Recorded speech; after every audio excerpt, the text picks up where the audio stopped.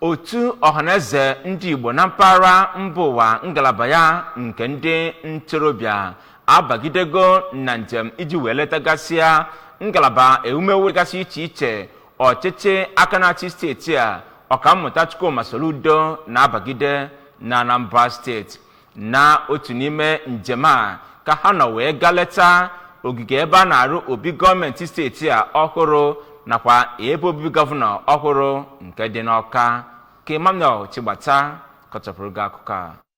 bụ njem ka onye isi ndị ntorobịa nke ọhaneze ndị Igbo gbaa gburugburu bụ Maazị Chukwuma Okpalaeziokwu kọwara aka na-achị steeti a dịka ekpere nke Chineke zara ndị Anambra nakwa ndị Igbo gbaa gburugburu. O mere ka amata na ya bụ obi gọọmenti nakwa ụlọọrụ gọọmenti bụ nke a na-arụ etu o siri kwesị ma kwee nkwa na otu ọhaneze ga na-akwado aka na-achị steeti a. N'akụkụ ya onye bụ onye mgbasa ozi nyegara otu ya bụ ọhaneze ndị ntorobịa bụ Maazị Chika Adile toro ụdị agamnihu ya bụ ọrụ na-enwe ma nwee mwute na ọtụtụ ihe aka na-achị steeti a na-alụ bụ nke a na-adịghị egosipụta nke ọma. Na mbụ ya bụ otu jere njem leta nyegara Eze Chukwuemeka Eri nke Enugu Aguleri nke dị n'okpuru ọchịchị Anambra East iji nata ngọzi ya nyegara njem ahụ nke ha na-eje. Eze Eri kpọkuru ha ka ha bụrụ ndị ga na-akwanyite asụsụ Igbo nakwa omenala Igbo. Ya bụ otu ọhaneze jekwara njem nleta nyegara kọmishọna na-afụ maka ndị ntorobịa Maazị Patrick Ayamba nakwa onye isi ọhaneze ndị Igbo worldwide nke steeti a bụ Chief Chukwuemeka Udodeme n'iji wee kọwaa